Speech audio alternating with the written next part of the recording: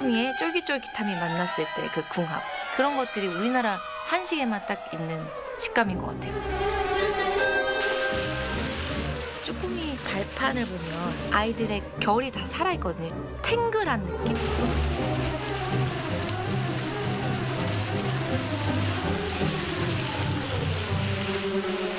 매우면서도 매운 걸 참으면서 먹게 되는 그 알싸한 매운맛을 잊을 수가 없는 것 같아요. 저는 완전한 한식파거든요.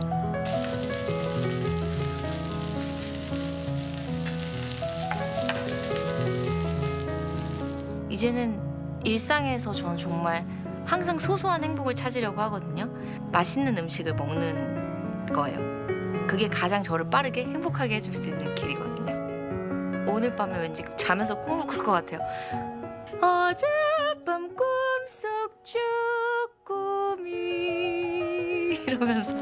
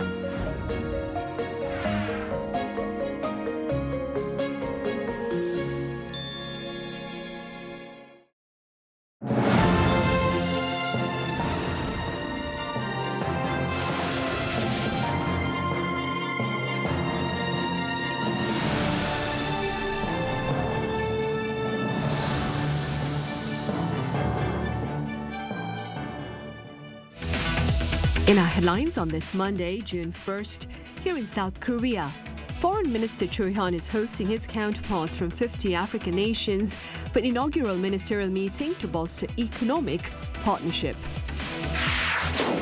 Meanwhile, South Korea's exports hit almost $88 billion in May, soaring over 53% on year, driven by semiconductors. And come Thursday this week, the Lee Jae Myung administration celebrates its one-year anniversary following its inauguration. We start here on the local front today as South Korea opens an inaugural ministerial meeting with diplomats from 50 African nations to explore ways to expand strategic partnership amid a turbulent geopolitical landscape. Our foreign affairs correspondent Oh Soo-young starts us off. Korean and African countries are seeking a stronger partnership for solidarity, sustainability and shared prosperity. Korea launched its first ever Korea-Africa Foreign Ministers meeting in Central Seoul on Monday as it looks to deepen ties with the continent amid growing competition over supply chains, critical minerals and emerging markets. Minister Choi Hyun formally opened the three-day meeting that brings together representatives from 50 African countries and 4 regional organisations, including the African Union. We gather today at a critical juncture where the global order is rapidly shifting. The world is facing multifaceted challenges across various sectors, such as supply chains, energy and food security, and so on. These challenges are increasing uncertainty in the global economy. Co-chair of the meeting, Ghana's Foreign Minister Samuel Okuzeto Ablaka highlighted the growing strength and strategic importance of Korea-Africa relations. Strong partnerships grounded in trust, mutual respect, and shared interests will remain essential in navigating an increasingly interconnected and rapidly changing global environment. Talks focused on strengthening economic cooperation and promoting shared prosperity through greater collaboration in areas like trade, investment, infrastructure, technology, education, food security and supply chains. Ministers also touched on joint responses to global challenges, including development cooperation, climate change, health, peace and security, and people-to-people exchanges. On the sidelines, Minister Cho is set to hold bilateral talks with all foreign ministers attending on support for Korean companies operating in Africa, responses to supply chain disruptions, and the protection of Korean nationals overseas. On Tuesday, a business forum will gather 300 corporate leaders and experts, along with government officials. In the afternoon, President Lee Jae Myung will receive around 20 ministers and senior officials from African countries at the Blue House. He is expected to exchange views with the participants on ways to further expand cooperation between Korea and Africa. An inaugural Korea-Africa Leaders Summit was held in Korea 2 years ago, setting out plans for the minister-level session to follow up this year. Cho says the meeting marks a broader effort to diversify its diplomacy and expand its role as a globally responsible middle power, while building deeper, mutually beneficial partnerships with African countries. Oh Si-young, Arirang News. Meanwhile, on the trade front, exports hit an all-time high for the month of May, supported by semiconductors, which in turn has pushed the nation's cumulative trade surplus well beyond the $100 billion mark. Our economics correspondent Kim Do-yeon reports. Korea's export sector continues its strong upward trajectory, fueled by surging global demand for memory chips. The Ministry of Trade, Industry and Resources reported on Monday that outbound shipments in May reached $87.7 billion. That's a massive 53.2% surge from a year earlier. It is an all-time high for the month of May and the first time exports have exceeded the $80 billion mark for 3 consecutive months. Imports also climbed 20.8% year-on-year to $60.8 billion. But despite the higher imports, the solid export performance resulted in a monthly trade surplus of $26.9 billion. As in previous months, it was chip exports that drove the surge, up 169.4% compared to the same period last year to reach $37.2 billion. And this marks a record high for semiconductor exports, staying above the $30 billion mark for 3 back-to-back months. The ministry attributed this sustained momentum directly to the rising value of these tech components. Semiconductor exports increased even more this month compared to last month. This is because the unit price of memory semiconductors, which we continue to focus on, has risen even higher than in April. Shipments to major trading partners saw large gains. Exports to China surged 81%, while exports to the United States increased 59%. Looking ahead, government officials remain highly optimistic about the remainder of the year. If we look at it optimistically, achieving the $1 trillion mark is not an entirely impossible figure. Other sectors contributing to the upward trend include petroleum products, which jumped 46.2%, and cosmetics, which grew 24.2%. Automobile exports, however, fell by 6% due to fewer working days, supplier disruptions, and ongoing geopolitical uncertainties in the Middle East. Kim Do-yeon, Arirang News. Come Thursday this week, the Lee Jae Myung administration marks its first anniversary since its inauguration. That being said, in this following report, our Yoon Jung-min walks us through the president's diplomatic and economic endeavors of the past year. Do take a listen. On June 4th, 2025, Lee Jae Myung was sworn in as the country's 21st president, vowing to end polarization triggered by martial law. 희망의 새 나라를 위한 우리 국민의 준엄한 명령을 반드시 받들겠습니다. 6 months later, he relocated the nation's top office back to the Blue House, or Cheongwade, the traditional presidential compound, officially ending the Yongsan era, during which martial law was declared in 2024. On the diplomatic front, President Lee reached a trade deal with his U.S. counterpart, Donald Trump, after 2 summits, promising large-scale investments in the U.S. for lower tariffs. Also agreed with cooperation on South Korea building a nuclear power submarine. 한미 동맹은 안보와 경제, 첨단 기술을 포괄하는 진정한 미래형 전략적 포괄 동맹으로 발전 심화하게 되었습니다. President Lee has brought a kind of maturity and sort of balance to South Korean foreign policies. That's probably the best one, is sort of keeping things on the rails, given that the U.S. has turned out to be a pretty difficult partner under this president. On top of that, the South Korean leader placed pragmatic diplomacy at the forefront, having restored Seoul-Beijing ties and resumed the so-called Seoul-Tokyo shuttle diplomacy. Another focus was expanding diplomatic horizons to the global south amid global uncertainties. On the economy, South Korean stocks have seen an unprecedented rally, driven by a global AI boom and efforts to improve shareholder returns, with the benchmark Kospi exceeding far beyond the 5,000 threshold, one of its campaign pledges. In 2025, Korea secured 260,000 GPUs from NVIDIA and launched the Presidential Council on National AI Strategy.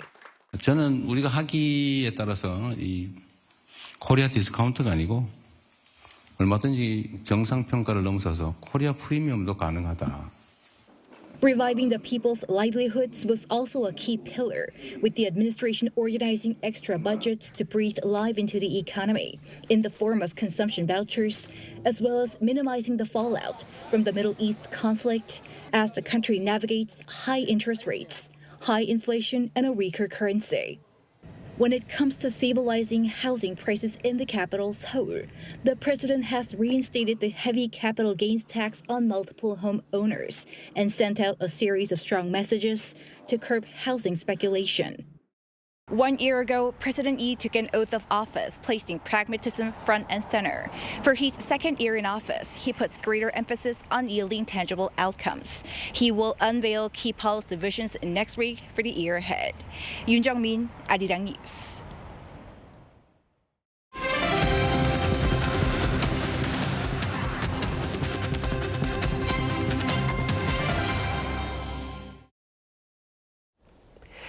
U.S. President Donald Trump has reportedly toughened the terms of Washington's potential peace pact with Tehran, while the latter, for its part, seeks, quote, concrete concessions. Our Park Jun-han has the latest. U.S. President Donald Trump sent back changes to a proposed deal from Iran after a meeting with advisors on Friday. While the exact details of the edits remain unclear, an official familiar with the issue told CNN that Trump is pushing for much stricter language regarding Iran's nuclear restrictions and the guaranteed reopening of the Strait of Hormuz. Reports suggest that Trump is also highly cautious about relaxing sanctions on Tehran, including access to frozen Iranian funds, as he aims to avoid repeating what he views as flaws in past administrations' nuclear deals. Tehran responded with deep skepticism, reiterating that it will not accept a one-sided agreement.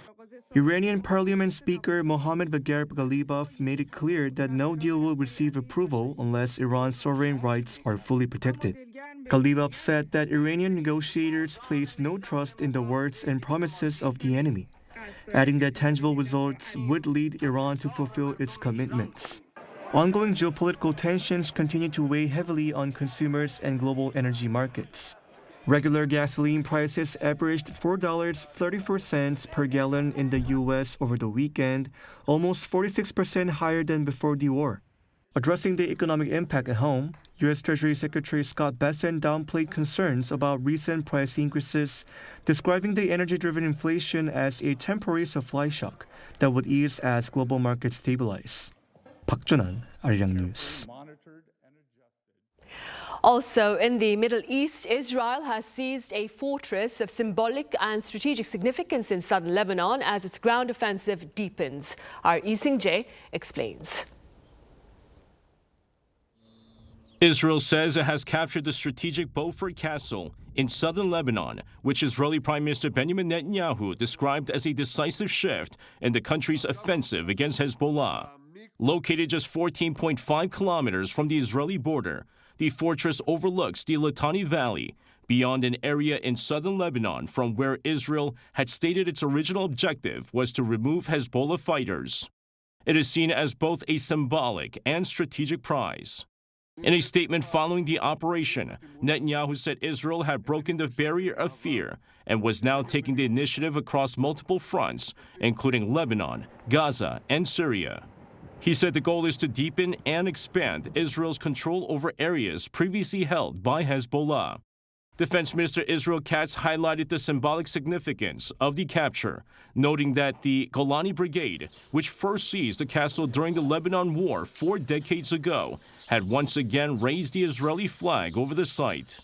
Israeli officials say controlling Beaufort Castle and the surrounding ridge strengthens protection for communities along Israel's northern border. The development comes as Israeli ground forces continue advancing deeper into Lebanese territory beyond the Litani River, while the military has expanded evacuation orders across southern Lebanon. The Israel Defense Forces have again warned residents to leave all areas south of the Zorani River, marking the second such broad evacuation order in recent days. Lebanese Prime Minister Nawaf Salam condemned the operation, accusing Israel of carrying out what he called collective punishment. The castle was built by Crusaders roughly 900 years ago and was held by Israel from 1982 until 2000. 이승재, Arirang News. Meanwhile, across the border this past weekend, North Korea's Kim Jong-un was at a massive greenhouse compound for the third time this year to commend the efforts thus far and to call for technological advancements beyond those for simple production. Our Ian Jin files this report. North Korean leader Kim Jong-un visited a large-scale greenhouse complex in the northwestern city of Sinuiju on Sunday, accompanied by his wife Lee Seol-ju, daughter Ju-ae, sister Kim Yo-jong, and other ranking officials.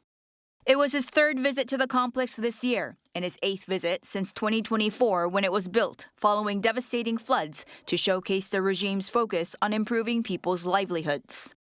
The North Korean Central News Agency reported on Monday that Kim visited the complex for an on-site review of vegetable production and management operations. It also said that Kim expressed satisfaction with reports that hundreds of tons of vegetables were being harvested daily. For improvements, he stressed the need to be able to grow vegetables year-round while reducing energy consumption and production costs, calling it an urgent matter. In addition to greater crop diversification, Kim also addressed methodological issues, saying the focus needs to go beyond productivity. He called for the application of scientific and technological principles to fertilizer and cultivation management, including greater mechanization of production and logistics, as well as a faster adoption of advanced technologies. He also stressed the need to ensure the supply of highly nutritious and flavorful vegetables for the people. Kim also toured the ongoing construction sites of a new health center facility and a vegetable processing plant, both of which are reportedly at about 50% completion. He commented that the new constructions will contribute to improving the health and quality of life of residents, and that once completed, the complex will serve as a model and new standard for regional development in the new era. 이은진, Arirang News.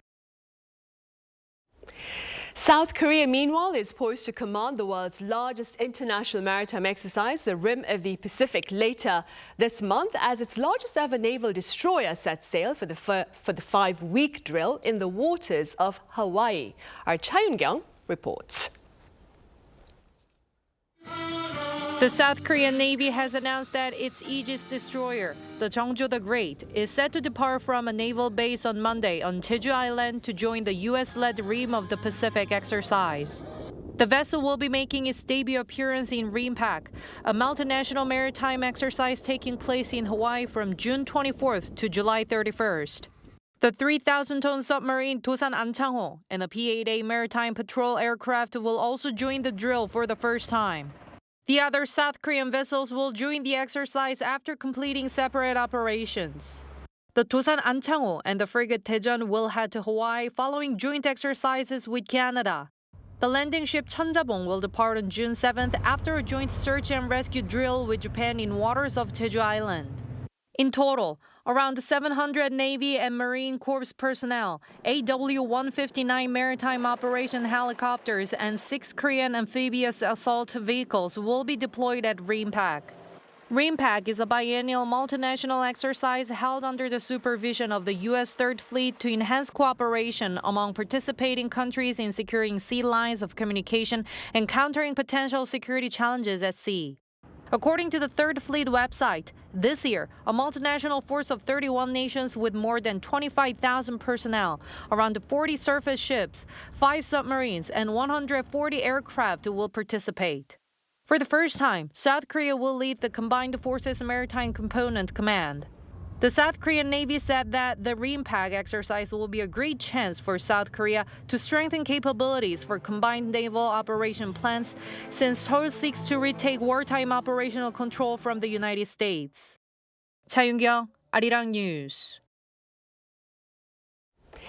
In other news now, Korea's cultural festivals have drawn a record number of visitors. According to the Korea Tourism Organization on this Monday, well over 14 million people attended the 62 government-designated cultural festivals in the year 2025. Foreign tourists also continue to account for over 100,000 of the visitors for the second year in a row. Festival-related spending, meanwhile, hit some 464 billion Korean won, or $306 million, with nearly half of all spending going toward food and beverages.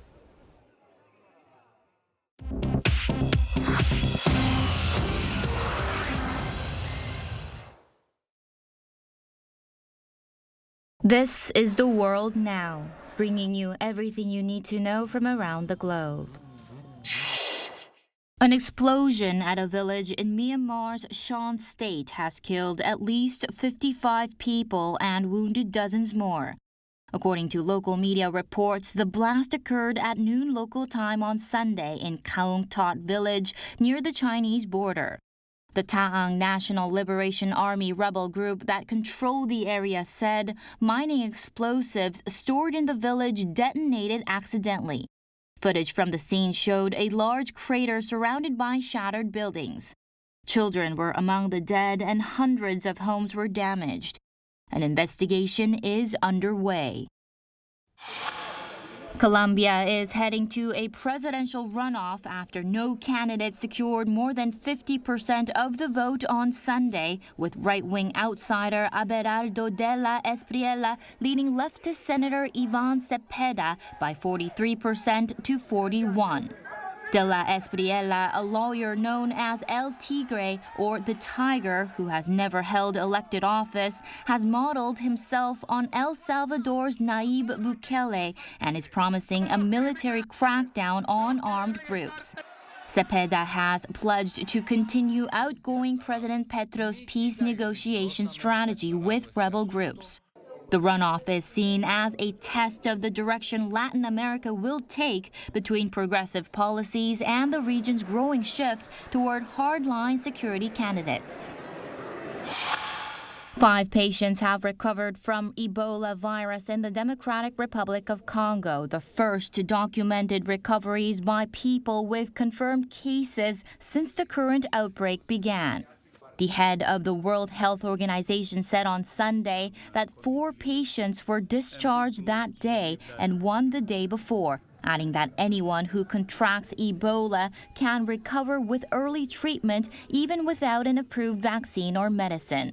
A new treatment center opened in Congo's Ituri province on Sunday. The WHO said 134 confirmed cases have been recorded across Congo and Uganda, with 18 confirmed deaths as of May 29th. Doctors Without Borders warned the virus is still spreading faster than the response. Paris Saint-Germain won the Champions League for the second consecutive year on Saturday, beating Arsenal on penalties in Budapest. But celebrations back in France turned violent overnight, leaving more than 200 people injured and 1 dead. French authorities said 57 police officers were injured in Paris and over 400 people were taken into custody. Rioters torched cars and rental bikes and destroyed storefronts across the French capital. Interior Minister Laurent Nunez said more than 20,000 officers had been deployed and the situation was overall under control. Far-right leader Marine Le Pen said, quote, only in France does a football victory trigger riots. President Macron called the violence unacceptable. Chu Ji-hyun, Arirang News.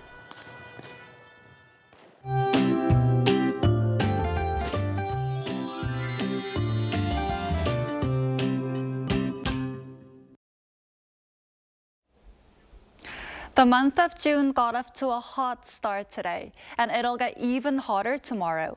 If temperatures climb to the forecast high of 33 degrees Celsius, Seoul could see its hottest day of the year so far.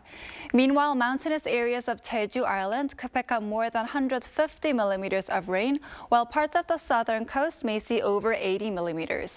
Most of the rain will taper off by tomorrow afternoon, but rain may be accompanied by gusty winds and lightning, so be sure to stay weather aware. In areas that remain dry, UV levels will be very high. If you're heading outdoors, be sure to use sunscreen and wear a hat to protect yourself from the sun. Tomorrow, Seoul will start the day at 19 degrees, Chuncheon at 16 degrees, Daegu at 20 degrees. Then by the afternoon, Seoul will get up to 33 degrees, while the southern regions, including Busan and Jeju, will both top out at 24 degrees. Looking ahead to Wednesday's local elections, parts of Jeollado and Gyeongsang-namdo provinces could see brief afternoon showers. Now here's a look at the weather around the world.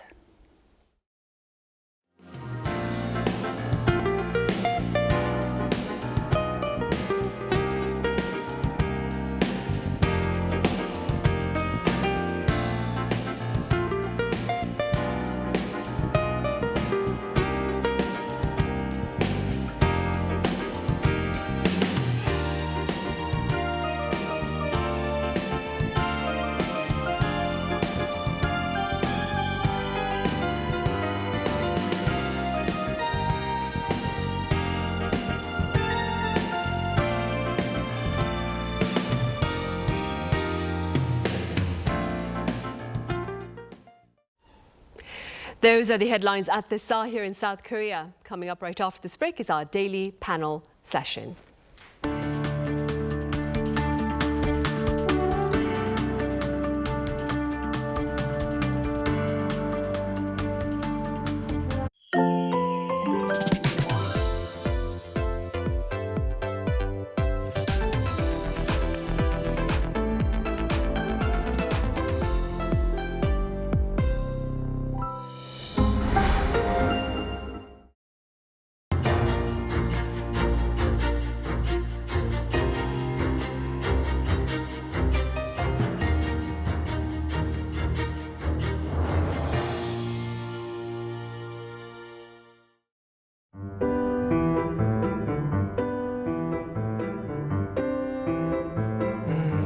저희 누나가 발레를 하다 보니까 자연스럽게 누나 발레 학원에 따라가서 누나가 하는 모습을 보니까 저도 하고 싶다고 생각이 조금 들어서 발레 음악에 맞춰서 아무 춤이나 추다 보니까 그냥 그 음악에 맞춰서 제가 몸을 움직이는 게 재밌다고 느껴졌었는지 발레를 계속 하고 있더라고요.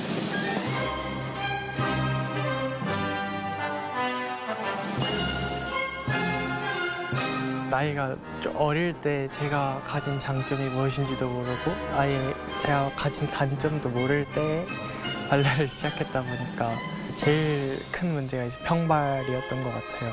평발이다 보니까 발레를 할 때 쥐가 조금 많이 나는 편이라 그거를 견뎌가면서 춤을 계속 춰야 했던 거 그게 가장 극복하기 힘들었던 것 같고요. 제가 다리가 다른 친구들보다 조금 두껍다고 해서 제 다리를 조금 싫어했었는데 근데 이제 로잔에 갔다 오고 나서 오히려 제 다리에서 나오는 파워풀한 힘이 좋았다고 해주시는 분들도 있다는 걸 느껴가지고 그 두 개가 가장 극복하기도 힘들었고 기억에 남는 것 같아요.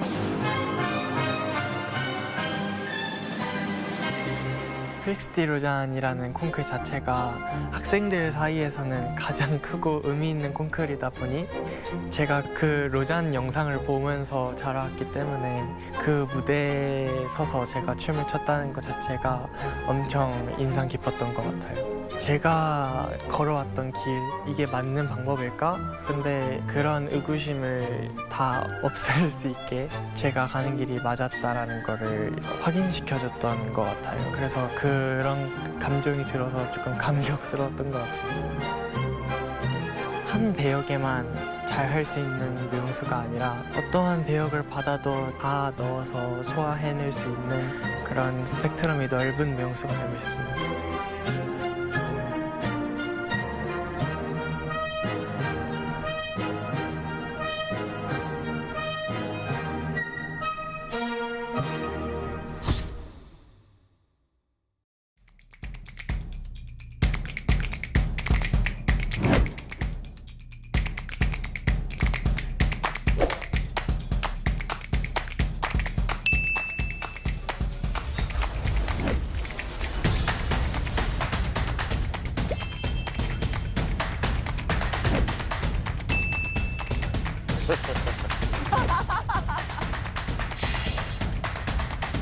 Five. In action. Action. Action.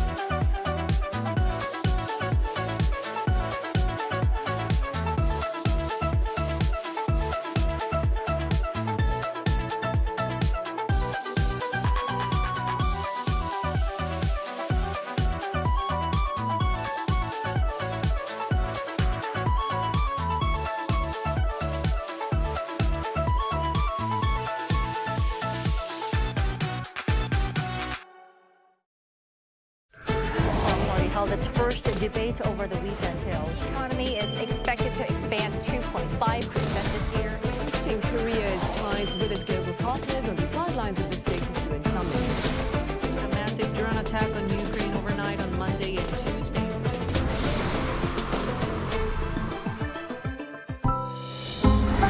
Arirang.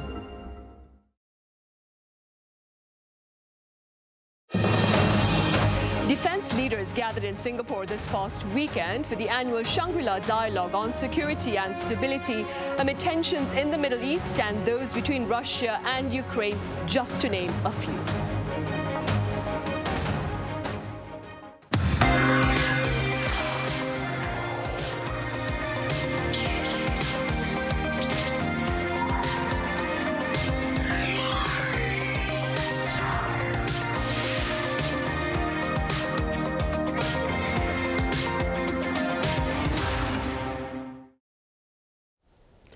Hope your work week is off to a good start. It's Monday, June 1st here in Seoul. I'm Min Sun-hee. Defense Minister An Gyu-baek took part in this year's Shangri-La dialogue over in Singapore this past weekend. And today we touch upon his talks there, as well as bilateral ties between Seoul and Washington, as the two sides are slated to sit down for 2 days of discussions here in the capital city this week. For more, I have Chloe Bourgnon with French broadcaster France 24 here in the studio. Chloe, it's great to have you back. Hello, it's a pleasure to be here. I also have Peter Lee, Research Fellow at the Asan Institute for Policy Studies, joining us virtually today. Peter, Dr. Lee, it's been such a long time. Welcome back. Thanks for having me back, Sunny. Right, Chloe, we start here in the studio. Let's begin then with the dialogue over in Singapore. Before we touch upon the multilateral meeting there, let's start off with the trilateral talks among the top defense officials from Seoul, Washington and Tokyo on the margins of that meeting. Yeah, so we don't have a lot of things to say because it was a very, very short meeting. So it was on the 30th, a very brief meeting. They talked a bit to each other, about 5 minutes of real talks, and then a photo sessions where they will just like holding hands all together. So it was apparently very hard to do more because their agendas of the three ministers was not planning well. So they kind of make it as more of a symbolic gesture, you know, showing off that they are still committed to trilateral security talks together between Japan, South Korea and the US. And it's their first meeting like this on the side of a more global summit in 6 months. And the last time was also a quick sideline meetings, but obviously there has been some bilateral meetings quite recently. For example, for South Korean minister went to the US as well. So the discussion is obviously going on and being quite lively, but the meeting of the three main heads of security is always a bit hard to organize, apparently. Right. Peter, as Chloe just mentioned, the entire encounter among the top defense officials from Seoul, Washington and Tokyo lasted fewer than 15 minutes, if I'm correct. What's the importance then of such interaction, do you think?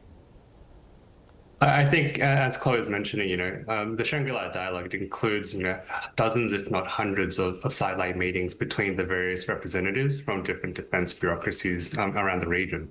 And so if you think about, you know, there are many bilaterals. So I think Minister Gibek had, you know, almost half a dozen bilateral meetings with, you know, partners from around the region and even, I think, from some European countries. But I think having these trilateral and bilateral meetings is really where a lot of the value from Shangri-La dialogue comes from, right? Because you have all of these defense ministers in town, essentially in the same hotel for 2 to 3 days. And so this year, for instance, we had the AUKUS defense ministers meeting.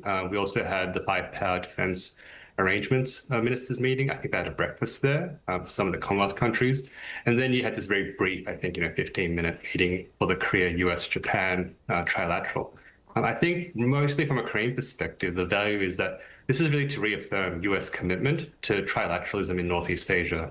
And we're having this meeting at a time when, you know, the United States and President Trump has been pursuing, I guess you would say, unilateral diplomacy with some of the key adversaries in our region, whether that's Russia and recently President Trump's visit to China. And so I think having Secretary Hegseth to re-engage in a trilateral format, not just in a bilateral context with Japan and Korea, that was really the value from this brief, I guess, 15-minute meeting. Right, and speaking about Pete Hegseth, the US Defense Chief addressed the audience at this year's Shangri-La Dialogue, and he complimented the US's Asian allies while he criticized, I believe, America's European partners. What exactly, Chloe, did he say, and what are the broader implications of his comments, do you think? Yeah, so what he said, what Pete Hegseth said, was that the Trump administration would like to prioritize cooperation with allies who are ready to invest in their defense spendings and to get covering their own defense costs. So what he actually said was that, and I'm going to quote him there, that for those who believe they can continue to free ride on the generosity of the American taxpayer, whereas now those days are over. So that was really a strong wording. That's something that's been said quite a few times already about Donald Trump, actually. We know that it's one of his big mottos that the allies should be stepping up their own defense. He's been talking about that quite a lot, especially in the NATO point of view for the European, especially that's where we have heard it the most, where he's been asking allies to get up to 5% of their GDP into defense costs and everything. So it's nothing new, but it's always interesting to see it. And as you were saying, he has been also giving good points and bad points. So South Korea was the first country to be mentioned as a good example of what's going on. He has been citing quite a few, quoting quite a few other countries from the Asian area. And what he was saying is like, I've been highlighting those countries for strengthening their own American capabilities. And according to him, according to Hegseth, actually, he's saying that the push from the US has been giving results on the European countries as well, that they're slowly starting to increase their defense costs and spendings, because he was saying that before that it felt in deaf ears.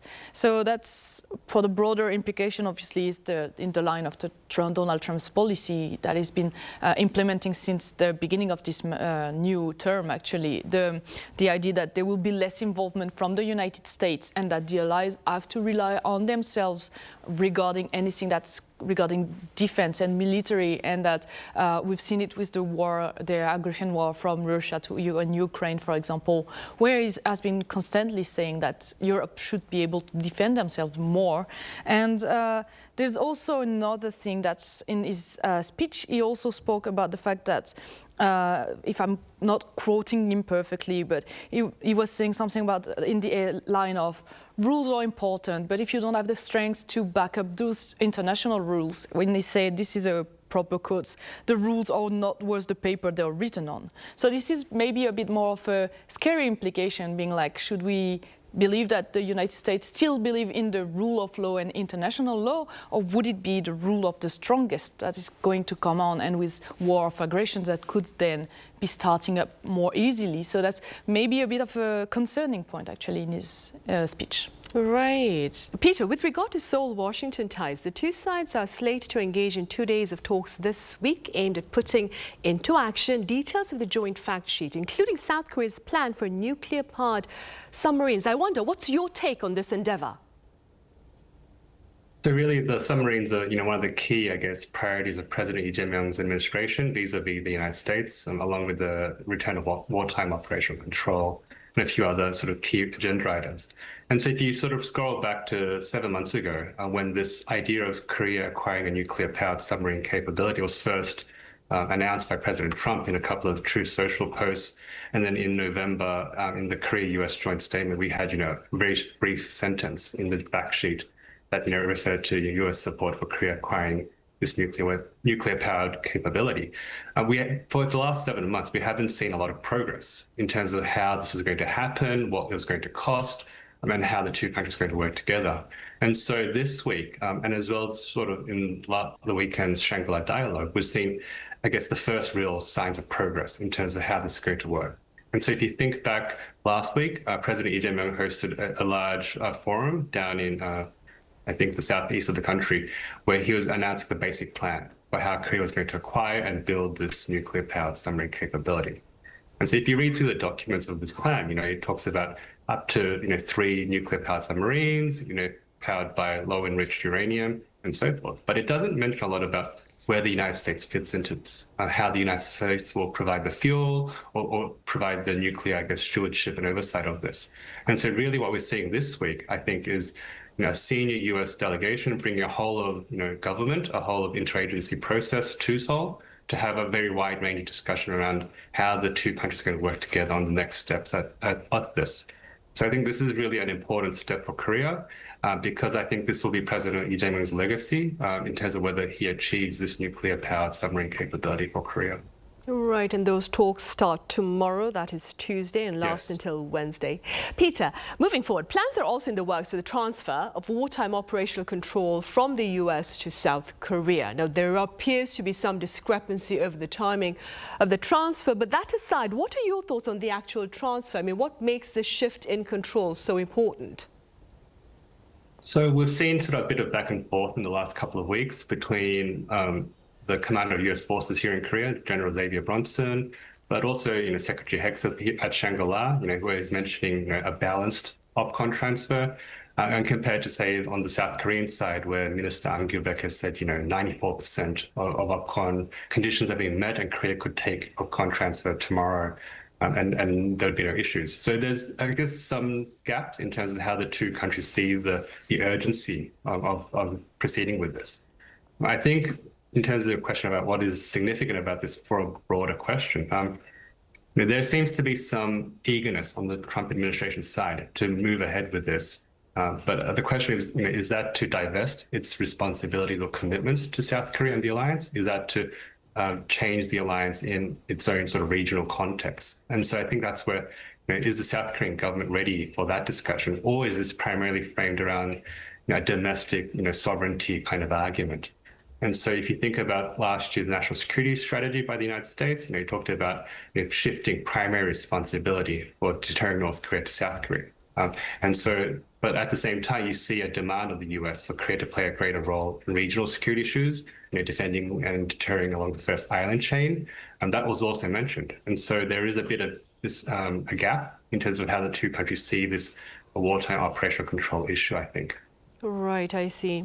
Meanwhile, back to the defense dialogue in Singapore, Mr. Pete Hegseth, he also spoke about China and I believe Iran. Could you tell us a bit about his comments with regard to these two countries?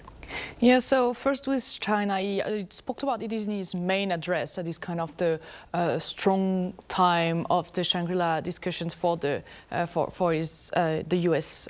ministry. And so he was speaking first of all about the China and United States relationship, saying that the talks between, like it was following up the talks between Donald Trump and Xi Jinping last month now, so 2 weeks ago actually, and he's saying that he's saying two things at the same time. He's saying that it's rightful alarm from the United States regarding China historic military buildup in the region, that they have to be careful with what's going on and with the military intention of China. But in the same time, he's also saying that there is now better relationship with China thanks to Donald Trump than there has been in years, because he's saying that Donald Trump actually wants to seek a stable peace, fair trade, respectful relations with China, and that's according to Peter Hegseth, that's the way of having relationships that are working out better now. So that's what he was saying.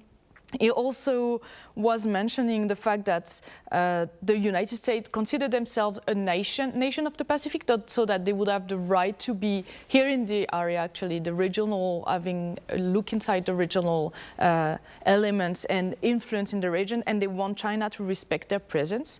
So it was interesting to see the balance in this speech, in the same time acknowledging that according to them there is a threat from China, and in the meantime also speaking about how they are getting closer actually. Bloomberg, the press agency, also noticed something, that is there was no mention of Taiwan in his address, and it's the first time in at least a decade that a Pentagon chief in this specific address in Shangri-La does not mention Taiwan. And it's kind of seen as flagged as a sensitive issue right now between the United States and China, knowing that Donald Trump has still to approve a weapon package directed to Taiwan Island. So we can see that the fact that Taiwan was forgotten in this address might mean that there is still a very sensitive point at the moment, but it was a very strong point to notice there. And then in Iran, so that was not in the main address, but he still spoke about it, and he said that the United States are ready to resume war with Iran if needed, especially if the red line of the nuclear weapon for Iran is still not resolved and is crossed. He's saying that the United States are actually ready to go back into war and to stop the ceasefire that's been on since April. So that was kind of the main message that is sent about Iran here. Right. Peter, keeping in mind what Chloe has just said, what does Mr. Hegseth's message at this multilateral meeting in Singapore tell us perhaps about US foreign policy going forward? I think really, he is doubling down on the message that President Trump and others in his administration have been putting forward, which is the Trump administration will work with and it will reward allies that step up for their own security and that are thereby able to contribute to wider regional collective security efforts. Now, what does that mean, and why does President Trump or even Secretary Hegseth consider South Korea so prominently, right? So South Korea is the first country that Secretary Hegseth listed as a model ally. And so if you think about, well, what does that mean? What is the criteria by which Secretary Hegseth is judging a model ally?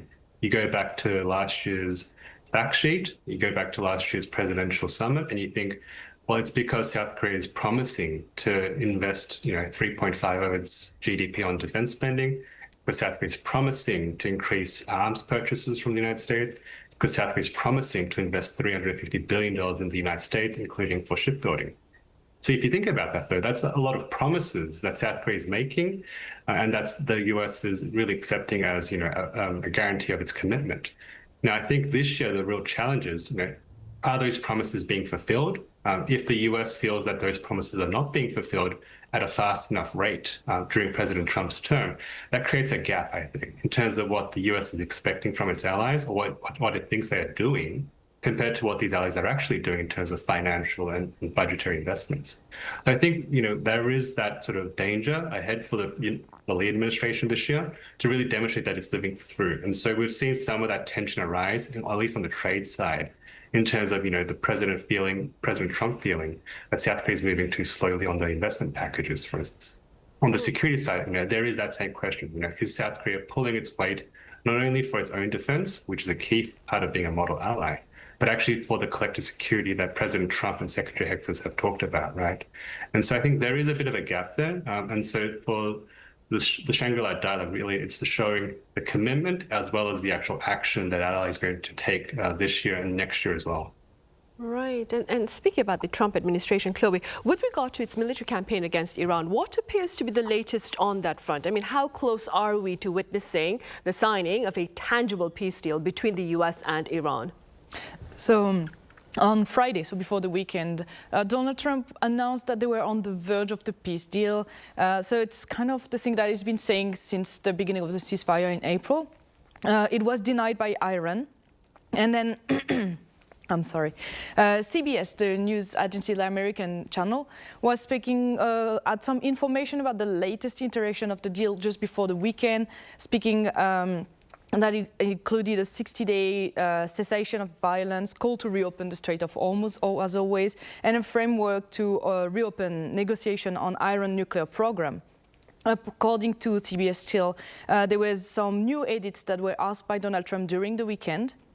On Saturday, so we had Secretary Hector that said that actually the US are ready to resume war if the red lines are not, are crossed, about nuclear weapons especially. It was echoed by the United States Central Command that on Twitter, like ex-Twitter or X now, posted a message saying that the American force remain present and vigilant across the region. So kind of showing on Saturday that the US were showing up their muscles mostly. And then there were also some US strikes on the Iranian ports with a counterfire from Iran that showed that the ceasefire is still kind of very balanced, very fragile equilibrium. And on Sunday then, Tehran said that they would not agree to any deal unless Iranian rights were fully secured. And as of today, Iran has again doubled up on that, saying that they have to have their rights secured, especially regarding the nuclear program. And they also said once again that Lebanon should be included in the deal, as it's currently in war with Israel. So Iran has been adamant on that the Lebanon should be in the deal. So we'll see, but I feel like we're getting further and further away at the moment of any signing of the deal. Right then, against this backdrop of back and forth between the US and Iran, Peter, speaking purely as a scholar, as Dr. Lee, what do you suppose would the terms of a successful US deal with Iran look like? Yeah, I think it's very hard to predict what President Trump is willing to settle for. I think he's made that clear over the last few weeks. But I think, as someone who studies the United States, it's clear that the midterm elections are coming. And so President Trump really needs to find a way out of this that he can present to the American people as having a situation that was better than before Operation Epic Fury began.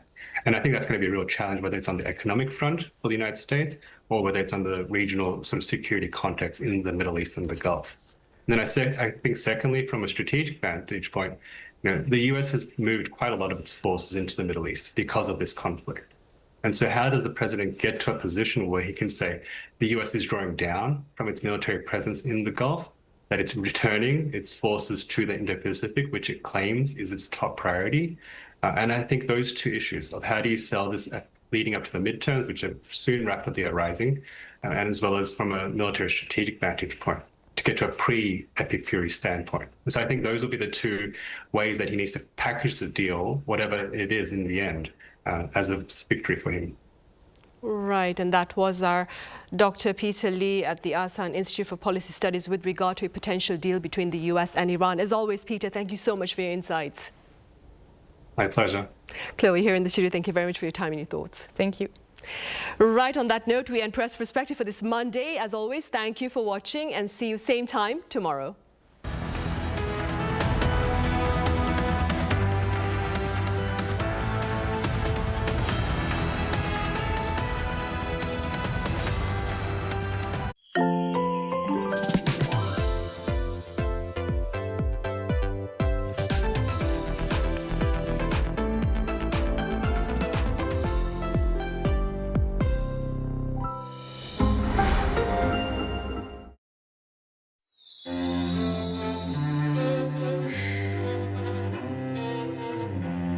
He bursts into laughter.